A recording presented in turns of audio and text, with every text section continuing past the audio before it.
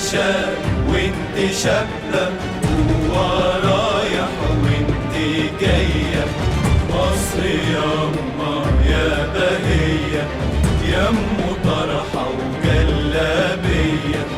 الزمن شاب وانت شابة ورايح وانت جاية، جاية فوق الصعب ماشية، فات عليكي ليل ونية، واحتمالك هو وابتسامتك هي تضحكي للصبح يصبح بعد ليلة ومغربية، تطلع الشمس تلاقيكي مع جبالية وصبية يا بهية.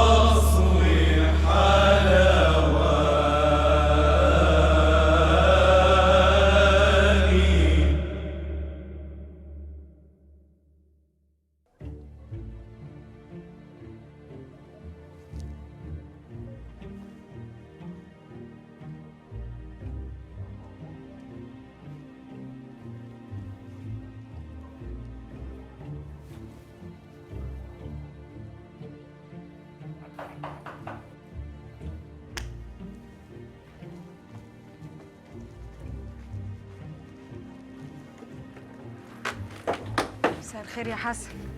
يسعد مساك يا اختي. انت ايه اللي اخرك قوي كده؟ الوقت سرقنا يا حسن، قعدنا نرقص ونغني، كنا مبسوطين يا حسن، بس كلكم بقى وتريقة الستات على عريسكم. عريس؟ انت ايه اللي وراك العريس يا ورد؟ شفنا من ورا المشربية يا حسن. بذمتك انت مش مكسوفه من نفسك؟ مش كفايه ركبت دماغك وطلعت تبارك الواحده خارجه عندنا؟ خارجة عندنا ايه يا حسن؟ 1000 مرة هقول لك الراجل أسلم على إيدين شيوخ من الأزهر. وانت بقى مصدقه انه اسلم؟ ده صحيح مش كده؟ لا إله إلا الله يا حسن. محمد رسول الله يا ستي، ما خلصنا. هي كانت المحروسه عدمت رجالتها ولا ايه؟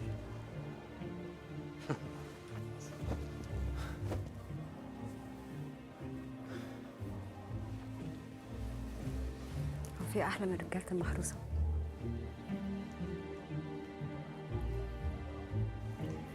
هغير هدومي وارجع لك يا حسن.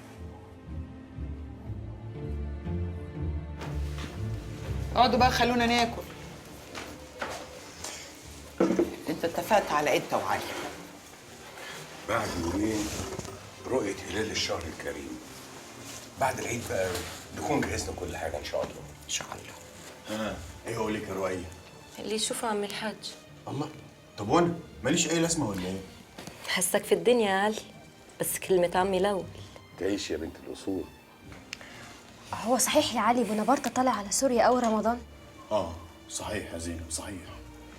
يعني هيغزوا السيد مكرم مش كده؟ يا بنت ما تخافيش، ده اهل البر كلهم فرحانين انهم هيجوروا على هناك، وهناك بقى هيتكتروا عليه الجزار والاتراك وابراهيم بيه والمماليك والسيد مكرم والكل كليله، ويخلصونا منهم بالمشيئه. تفتكر يابا يعني محمود إن شاء الله هيرجع لنا بالسلامة؟ اسكت يا بت. اما شفت له حته منام خير اللهم اجعله خير. شفته كده بالصلاه على النبي قاعد على بركه مليانه لتمتها ميه ومليانه سمك كله لونه فضه. خص عليك ياما وما تقوليليش. يا اختي نسيت يا بت، وانت عارفه السمك في المنام خير ورزق. اسمع منك ربنا يا خالتي. يا رب يا رب يرجع لي بالسلامة هو وكل الغايبين. وهم لو اتكاتروا على بونابرت ده في الشام تخلص المغازاة من غير رجعة مع مراد بيه، ساعتها عيالي يرجعوا لي. مين عارف يا بنتي، يمكن اللي هم تنزاح وعلى العيد تلاقي عيلك حواليكي وتبقى الفرحه فرحين. كله يلا كله من دقيقتكم. بسم الله الرحمن الرحيم. بسم الله. السلام عليكم. السلام عليكم يا رجاله. بلاد الفولاء على السلام عليكم. السلام عليكم يا حاج. السلام عليكم وليد. المعلم فين؟ ربنا يفتحها في وشك زي ما فتحت بيوت الغلابه. Elle vous estime bien et elle vous remercie beaucoup.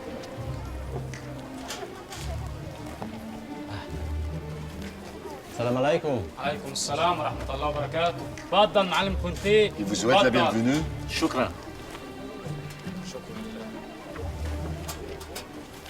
راجل طيب بيعامل الصنايعي زيه زي أهل بلده.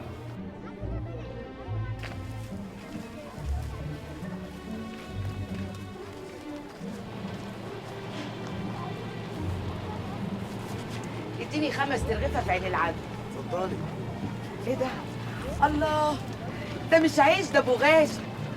الا قول لي يا اخويا بيعملوا ايه في دي عشان يبيضوا العيش كده؟ لا يا ست، بيطحنوه في طواحين هوا وبعدين يرجرجوه في مكن لغايه ما يخرجوا منه الرد. طب ناولني ال5 ترغيفه يا اخويا ناوي. بسم الله ما شاء الله، الله اكبر. ايه الحلاوه دي؟ بغاشه يا ناس. الله اكبر الله اكبر.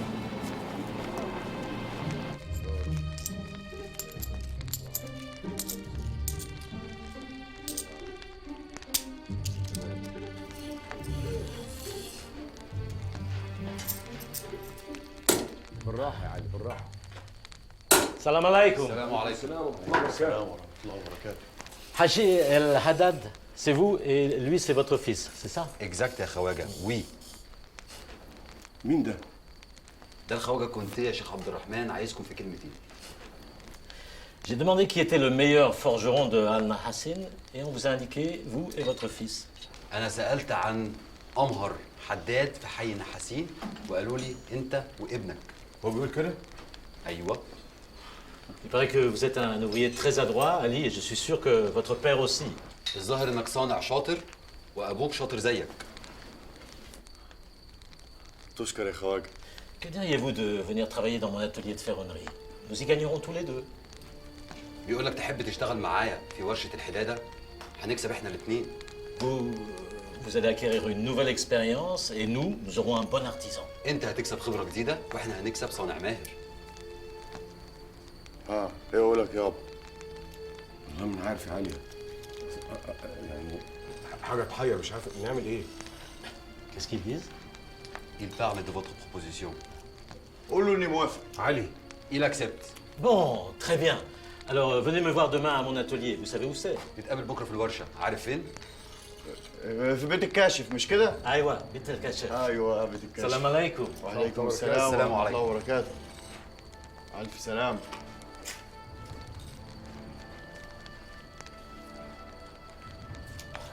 ايه اللي انت عملته ده يا علي؟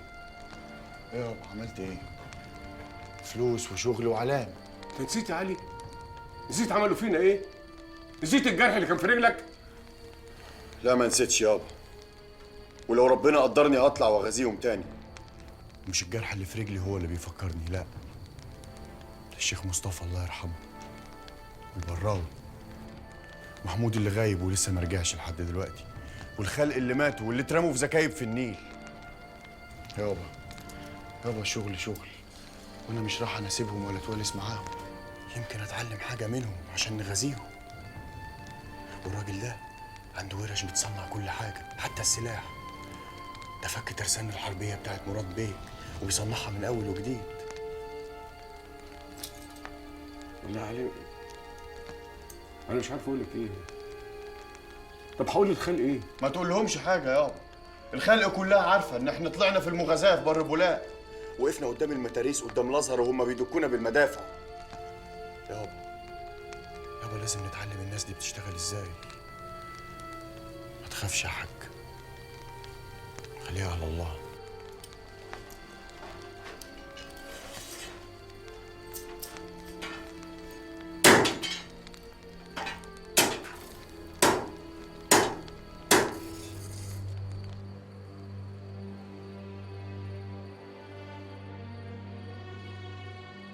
Et d'où vient cette montre précieuse en diamant?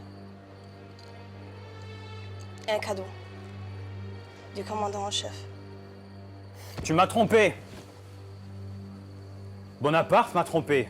Le capitaine anglais aussi m'a trompé. Vendeuse de chapeaux déchus.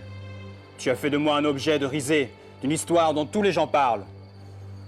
Et lui, il a fait de toi sa maîtresse pour venger sa femme. Et il te jettera dans la première poubelle qui soit digne de toi. Je veux divorcer Fourier. Avec plaisir. Et moi, je veux me laver de ton odeur désagréable.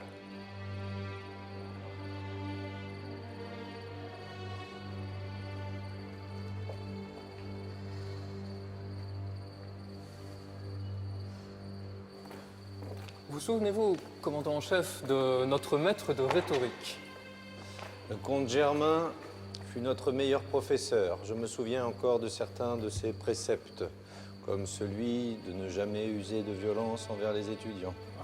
La punition cruelle optimale est de les priver de ce qu'ils aiment.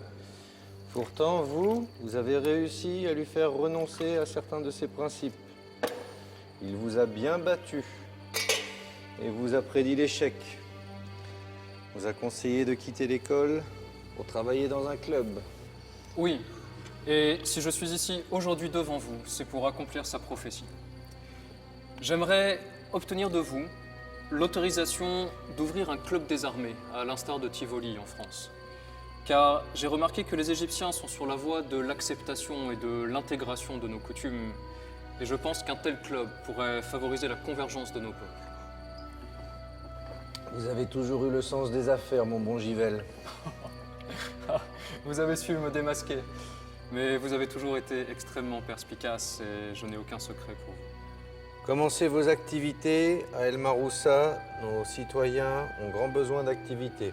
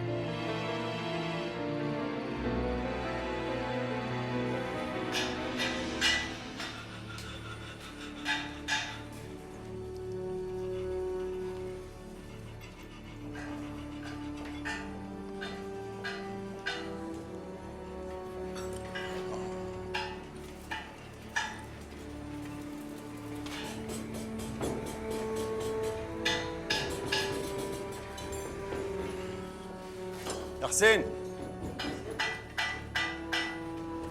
سامح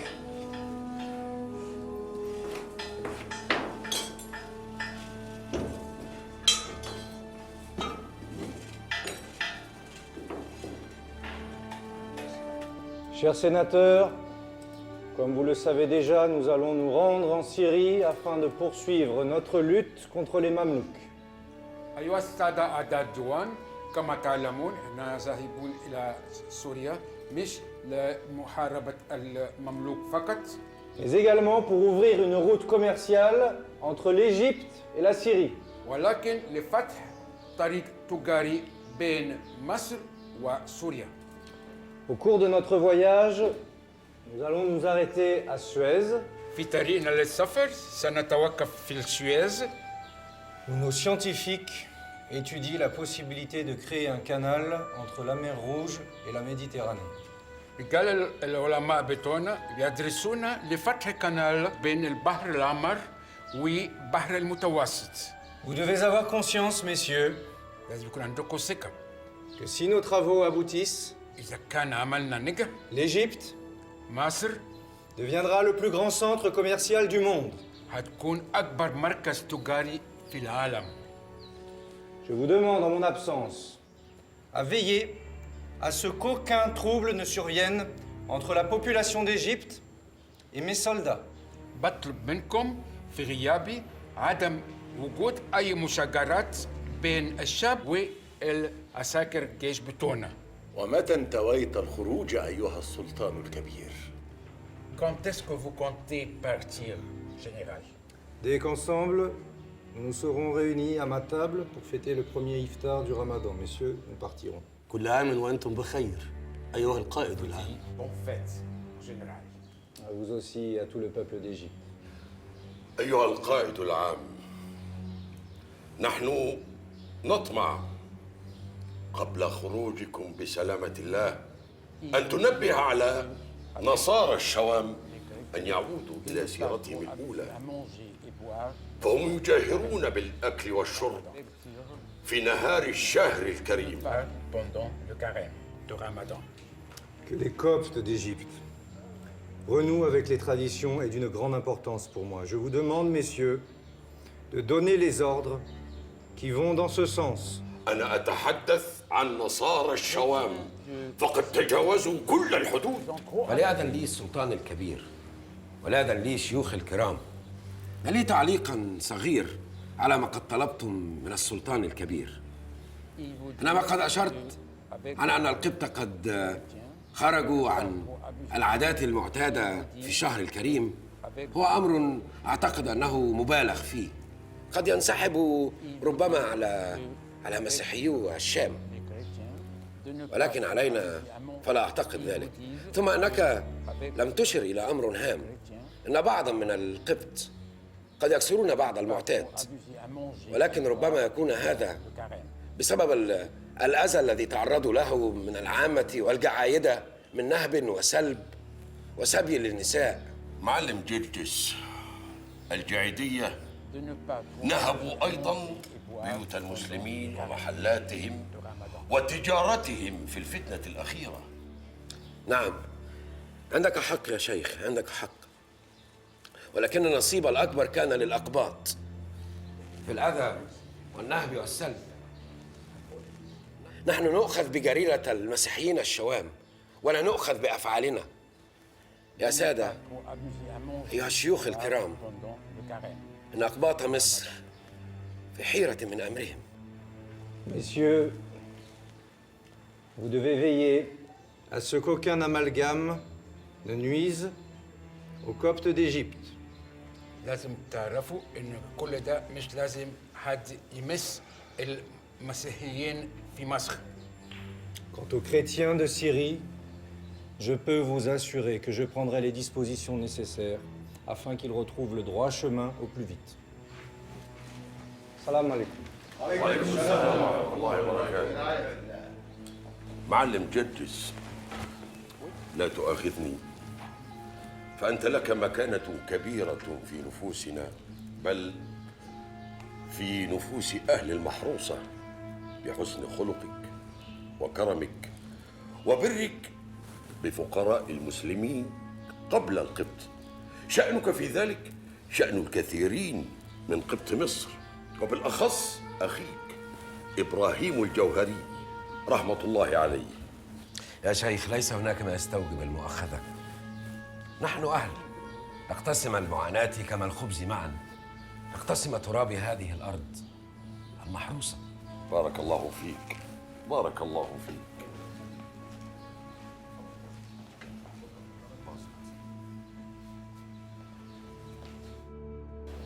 يعني انت موافق يابا على شغل مع الفرنسويه كده؟ يا ابن الراجل جه لحد هنا واختاره بالاسم، وزي ما انت شايف اهو الشغل شاحح. اخوك داخل على جواز. صناعيه كتير قوي خراطين ونحاسين طلعوا على بيت الكاشف في الروضه واشتغلوا هناك وربنا ييسرها لهم. انت خايل عليك الكلام ده؟ بص يا حسن، لا انا ولا انت ولا علي ولا اي حد في المحروسه كلها طايق شوف خلاقهم، لكن نعمل ايه؟ هم بيقولوا انهم طالعين سوريا، يا رب يتدكوا هناك ونخلص منهم يا اخي.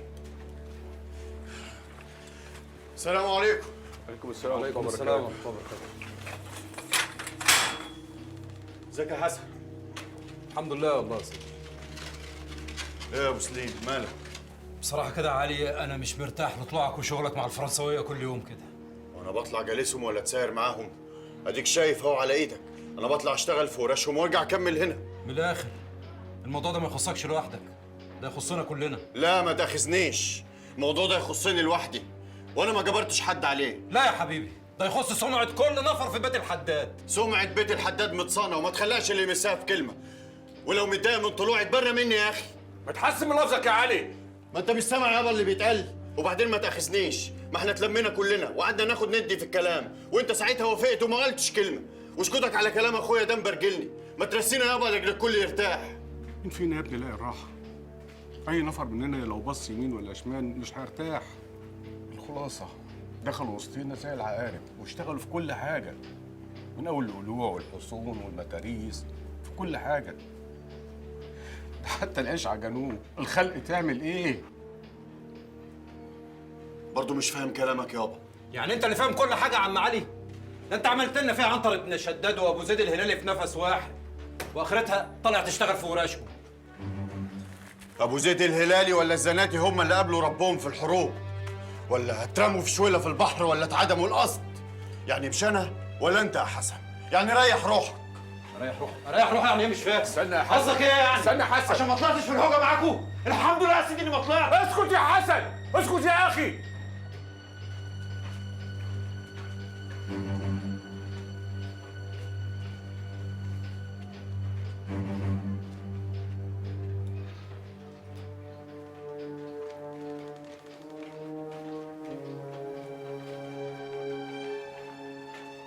زي ما سمعتوا يا شيخ دواخلي، بونابرت لا ينحاز للمسيحيين كما يتصور أهل المحروسة، ولا يعنيه أي ملة.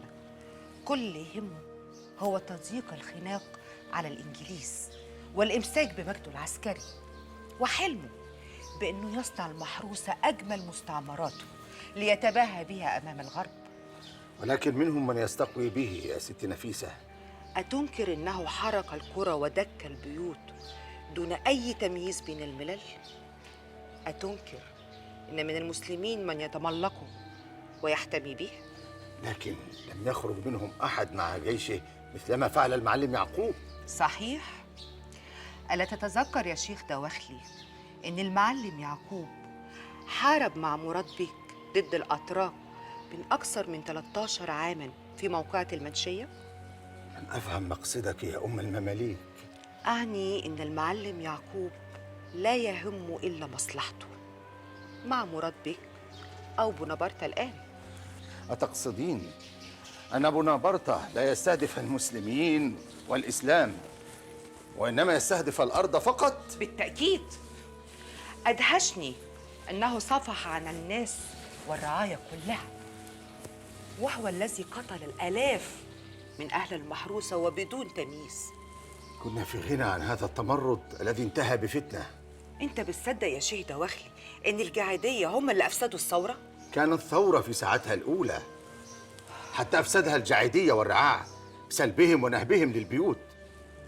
دعنا من ذلك الآن. إيه أخبار تجارتنا؟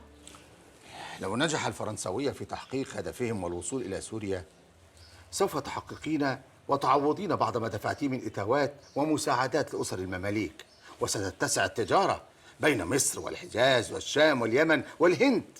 لا تتعجل يا شيخ دواخلي، بونابرت على موعد مع الحرب، والحرب تخبرك بساعة بدايتها وتخفي عنك ساعة نهايتها، ولمن تدخر النصر. والله إنها حكمة لا تخرج إلا من سيدة تشابكت مع الحياة وخبرتها. كان الله في عون مراد بيك، هو الوحيد الآن الذي يحارب الفرنساوية. ألديك أخبار عنه؟ نعم، فقد تركه علي باشا ونصوح باشا وذهبوا إلى الشام، وهو الآن في طريقه إلى جرجا لحربه مع ديزيه.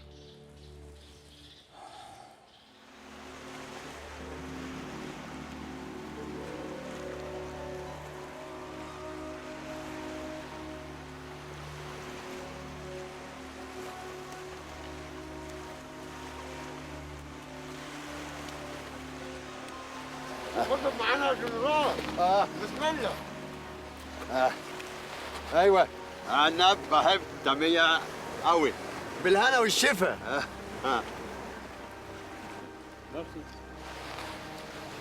خبز الفرنساوي وطعميه سورنا. C'est une symphonie. الله الله الله. انا سمعت يا جنرال ان انتم مسافرين على الشام. ايوه بعد بكره. على كده بقى مش هتصوموا ولا يوم معانا في رمضان. Oui, non. Dis-lui que je prendrai le premier petit déjeuner avec eux et après je partirai. هيفطر معانا اول يوم في رمضان. وهترجعوا امتى؟ Vous revenez quand? Quand nous aurons pris Acre. بعد فتح عكا. عكا. ما تكمل اكلك يا جنرال. الحمد لله.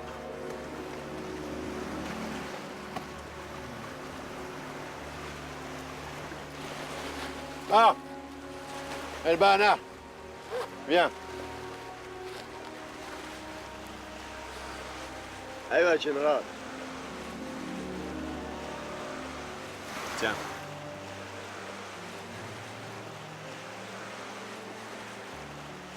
ايه ده يا جنرال؟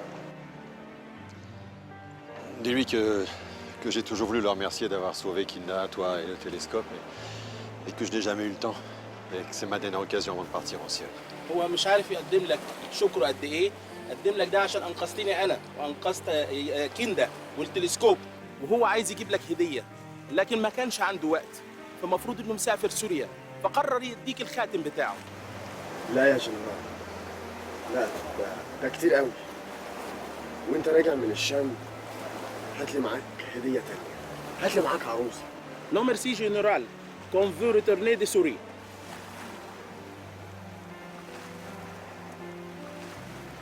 On ne refuse jamais un cadeau, Albana.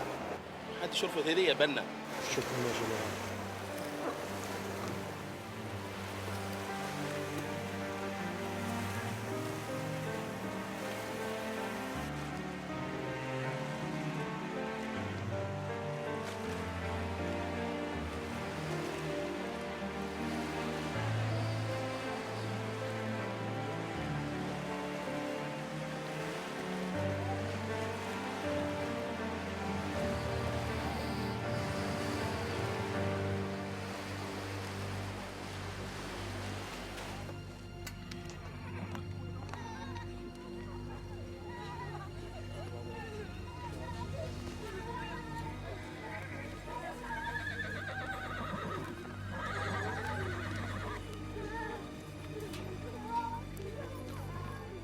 On a attrapé ces garçons et quelques mamelouks pendant qu'ils espionnaient nos navires sur le Nil d'Assur.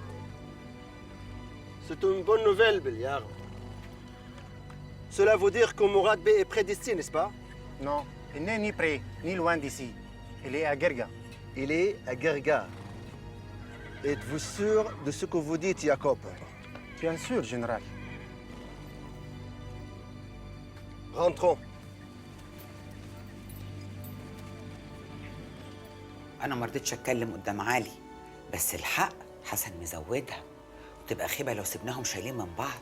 علي ما بيشيلش من حد ياما. حسن هو اللي طول عمره شايله فوق راسه وزاعل. ما تقوليش كده يا زينب. اخواته لازم يتصافوا، احنا داخلين على شهر كريم واخوه على وش جواز. بعد اذنك يا حاج، انا هبقى اطلع لحسن اراجعه في اللي قاله. طيب انا هنزل اقعد على القهوه شويه، ابقى اخدك في سكتي، وبعدين نطلع لسيدنا الحسين نشتري شويه تمر ولفتين قمر الدين. كل سنه وانتم طيبين يا ولاد. انت طيب انت طيب يا اخويا. يلا السلام عليكم. سلامة يا حاج. مع السلامة. بنت يا زينب، لو علي سأل ما تقولوش انا رحت لحسن، قولوا رحت مع ممكن نجيب اليميش. حاضر. يلا فتكوا بعافية يا بنات. الله يعافيكي ياما.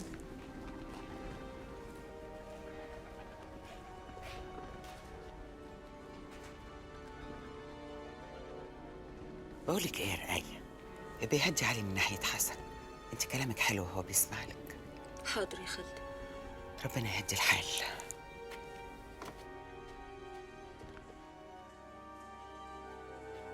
بيهدي علي لحسن امي قلقانه قوي. ربنا يهدي النفوس يا زينب.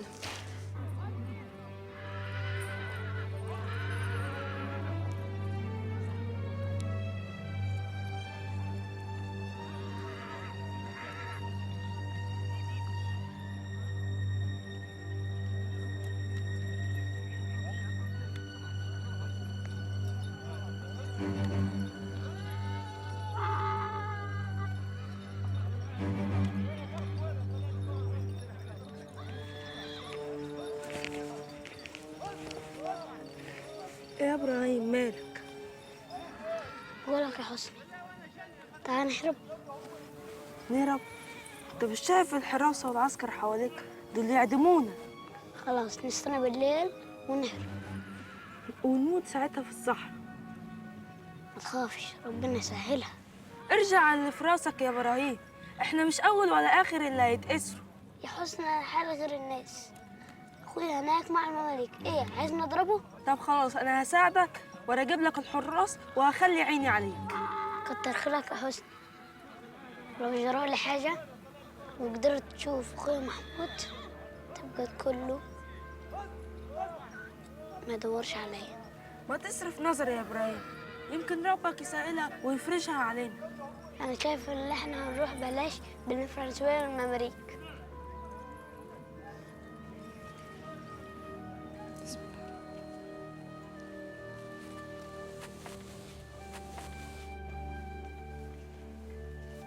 شفت يابا؟ خير. علي هيتجوز رؤية. كفارة كفارة يا علي. مبروك يا حسن لاخوك، والله بنت من اصل طيب ومن كسرة كمان.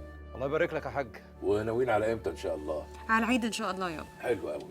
حضري لها بقى النقطة بتاعتها، بس اديها لها بسرعة عشان تساعدها في الشوار بتاعها. انا كده كده بكره الصبح هعدي عليها، هديها نقطتها ونشتري اللي هي عايزاه، وهوديها حمام الستات كمان عشان نجهزها ليله الدخل. حلو.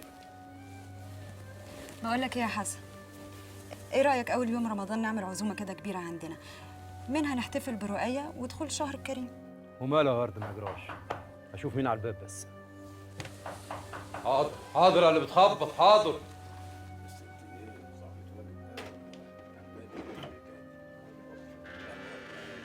اهلا يا امه، ازيك؟ اتفضلي. عافية يا سي حسن. عافية عليكي. دستور.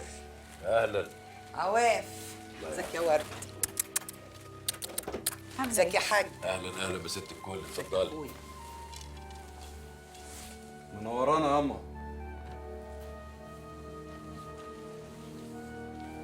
منور.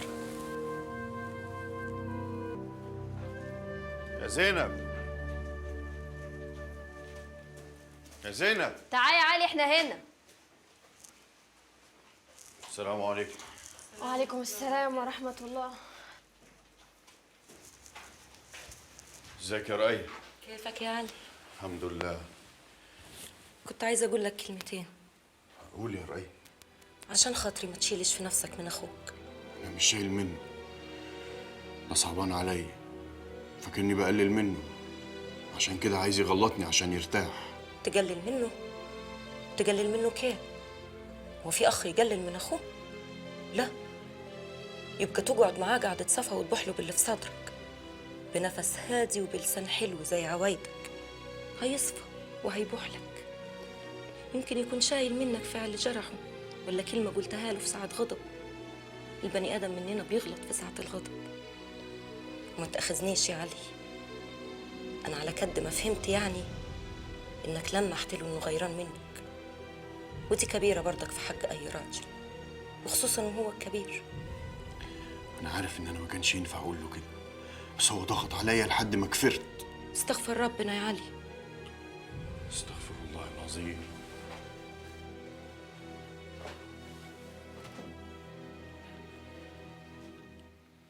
قولي لي يا رأي، هو صحيح انا غلطت لما طلعت اشتغل مع الفرنسوية؟ بتضحكي على ايه؟ كنت مستنياك تشاورني، وانا ما شاورتكيش. بس أنا قعدت ليلة بحالها قلب الحكاية في راسي. ليلة بحالها؟ ووصلتي لايه؟ أول هام الكل على حق، أنت على حق لأنك بتشتغل وبتتعب ومتمدش يدك لحد، ويزيد عليه طلوعك لقتاله. أنا شفتك بعيني وأنت داير ورا المتاريس، شايل سلاحك في يد وفي اليد التانية شايل حبايبك، وروحك ما كانتش غالية عليك. وايه تاني؟ تاني ما منه قولك زي فعلك، لما تقول إنك عايز تلقط منهم الصنع، وإن اللي في قلبك من ناحيتهم هو اللي في قلبك، وإنك مستني اليوم اللي تطلع عليهم تاني، يبقى لازم تتصدق. طب وحسن معاه حق في ايه؟ حسن مش عايز يسمع عليك كلمة من الخلق. وما تأخذنيش برضك يا علي، أنا حسيت كده إنه كان نفسه يكون معاك في الميدان، وتلاقي خوف ولا شيء منعه. ولو صدق قولي يبقى لازم قلبك يكون أحن عليه من كده. ما تاخدش كلامه من بره يا ابن الأصول.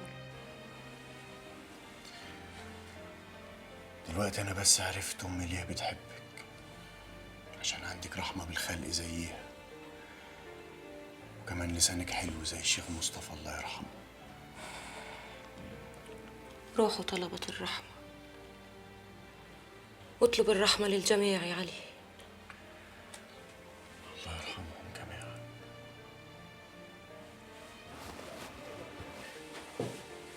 خد يا رؤية، خد امي وزينب وانزلي اشتري كل اللي انت عايزاه. أنا مش ناقصني حاجة. لا، انا عايزك تشتري كل اللي انت محتاجاه.